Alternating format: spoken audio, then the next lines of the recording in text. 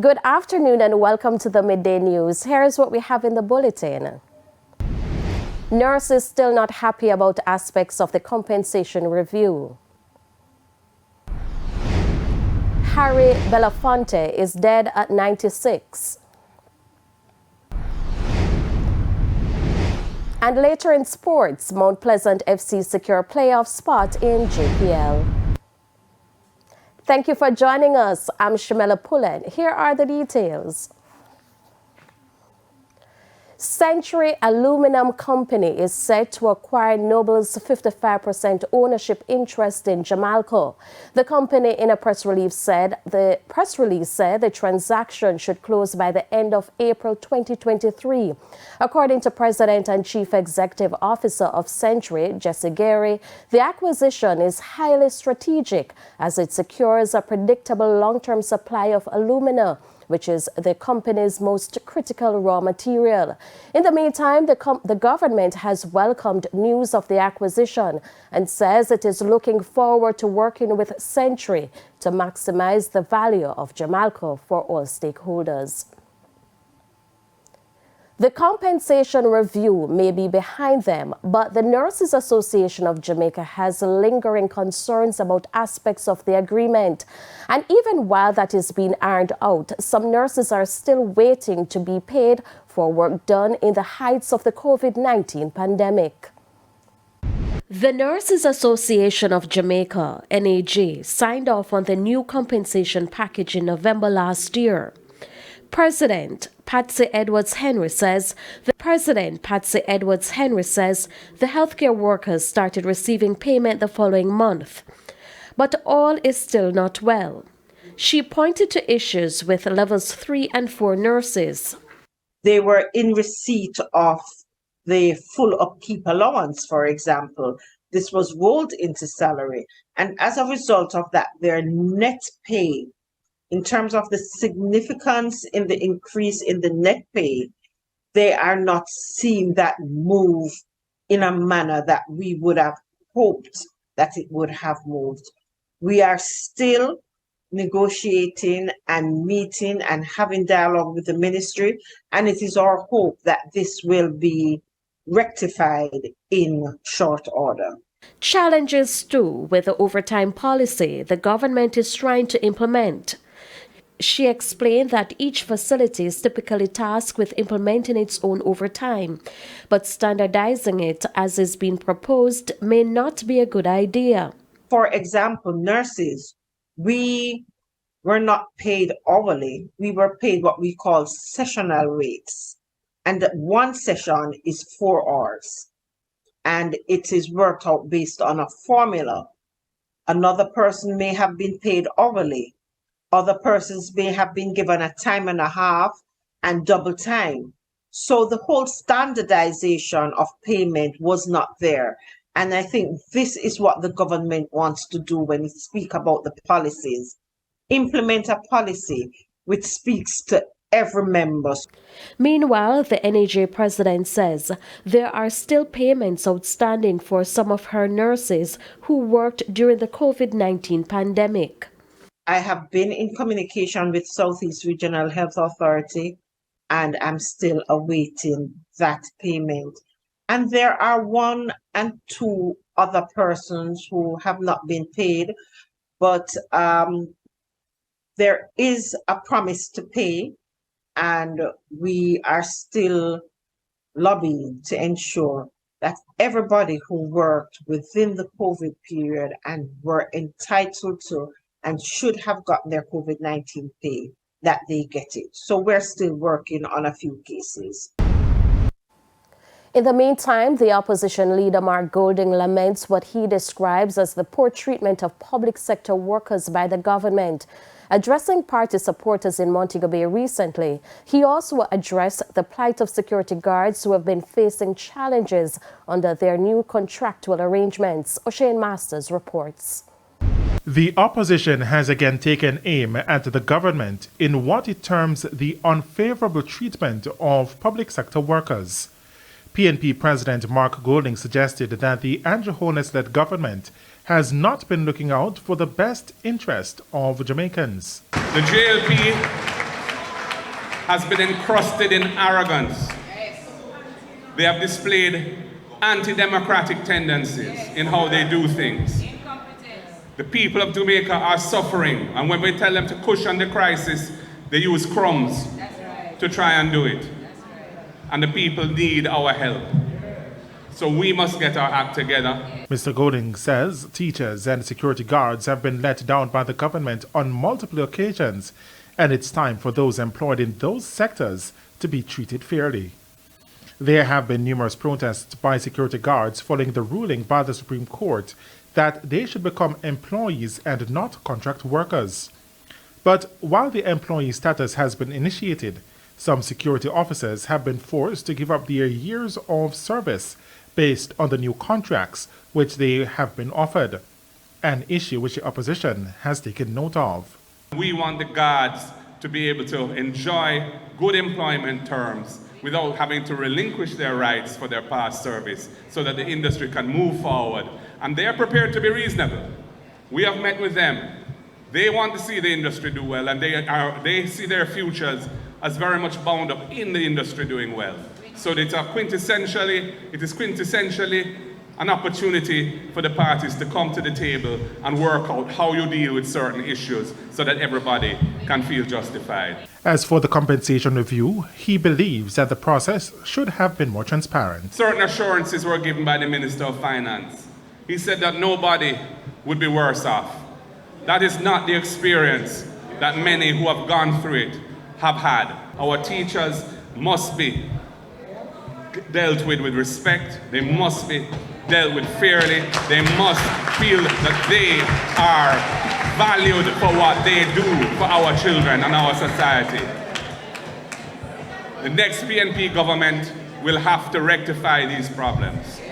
Shane Masters, TVJ News. Disaster struck in parts of St. Elizabeth early this morning as two separate house fires left at least 7 people homeless. Our reporter Dwayne Anderson is in the parish and filed this report. We are on the road to what was an emergency call. A fire in Kinole in deep rural St. Elizabeth.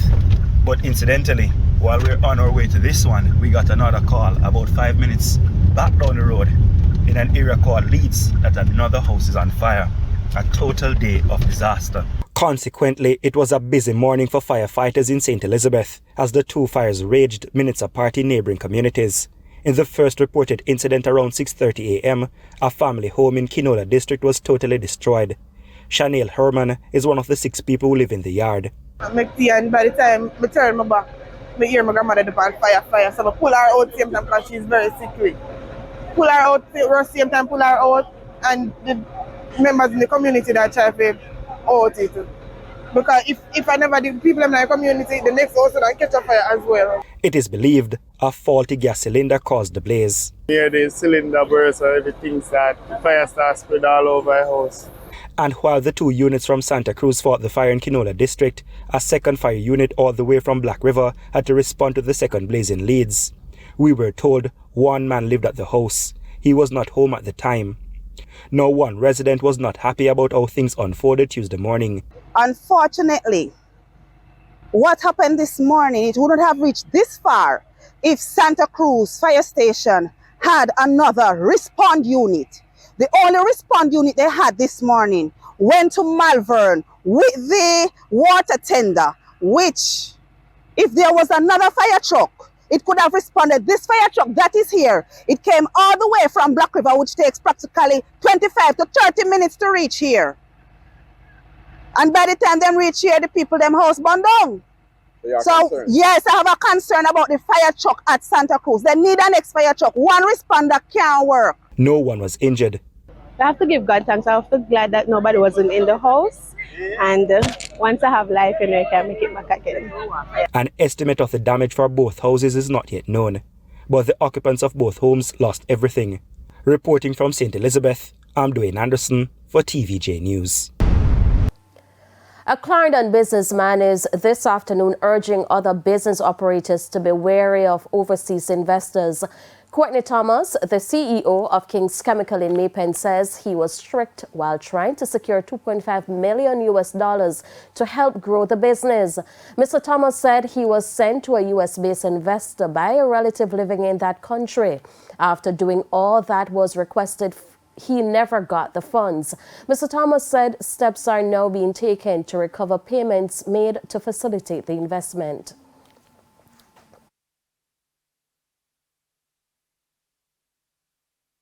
So they provide me with information of the card and say I can do the transaction and copy of passport and so forth, and only to find out that, you know, it's a fraud.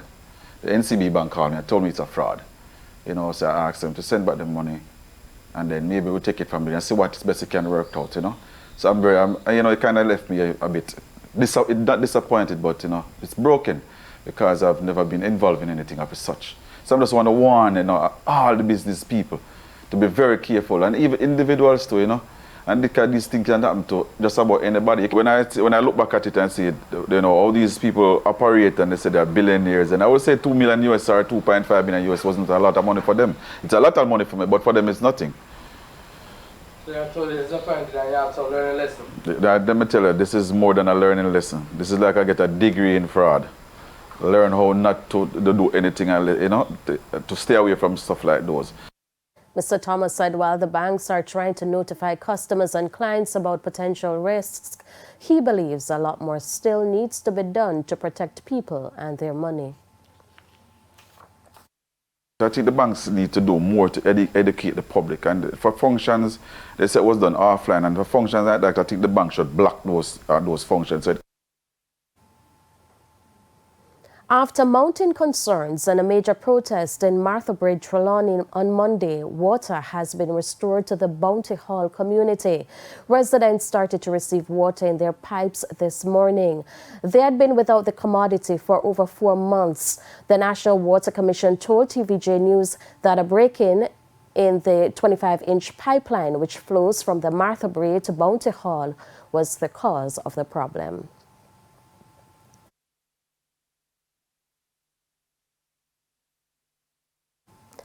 American singer, songwriter, activist, and actor Harry Belafonte is dead. Belafonte, 96, is of Jamaican descent. Belafonte died Tuesday morning of congestive heart failure. Belafonte was dubbed the King of Calypso after the groundbreaking success of his 1956 hit, the Banana Boat Song. Daylight come and we won't go home. Daylight come and we won't go home. He also became a movie star after acting in the film adaptation of the Broadway musical Carmen Jones. It's now time for the Business Minute. Companies are being encouraged to boost their cybersecurity framework in a bid to reduce losses and possibly save on costs. The US-based cybersecurity firm Fortinet says an estimated 3.14 million professionals are needed to fill the global cybersecurity workforce gap. Its 2023 Global Security Skills Gap Report found that the number of organizations experiencing 5 or more breaches increased by 53% from 2021 to 2022. Fortinet says this comes as many short-staffed cybersecurity teams are burdened trying to keep up with thousands of daily threat alerts and in some cases manage inadequate infrastructure. The report says as a result of unfilled information technology positions due to a cyber skills shortage, 68% of organizations indicate they face additional cyber risks. Further afield, First Republic Bank expects to cut its workforce by 20 to 25% this quarter. The layoff announcement comes after the bank reported total deposits fell 41% in the first quarter, even after a consortium of banks stepped in with $30 billion to prevent the regional lender from failing. Without that cash infusion, deposits would have fallen by over 50%. The California-based bank said it saw a sharp drop in deposit activity after the collapse of Silicon Valley Bank and Signature Bank last month. And that's it for the Business Minute. I'm Shane Masters. Thanks, O'Shane. Time now for the top regional and international stories. In the region, after a long night of ballot counting and tabulations in the 2023 general elections in the British Virgin Islands, the territory is looking at a possible coalition government. The polls ended with the Virgin Islands Party winning 6 seats. The National Democratic Party and Progressive Virgin Islands Movement taking 3 each, and the Progressive United Party won. Officials say the tiebreaker may lie with Progressives United. Conversations are currently taking place with the various political factions to form a government. And U.S. President Joe Biden has announced that he will seek re-election for the presidency in 2024, with Vice President Kamala Harris again his running mate. The 80-year-old says the next election is a fight for democracy and personal freedom. Republicans weighing in called Biden out of touch for seeking re-election, claiming U.S. citizens were counting down the days until they can send him packing. And those were the top regional and international stories. I'm Kelisha Williams. We head to a quick break. When we come back, we'll have your midday sports report with Jermaine Brown.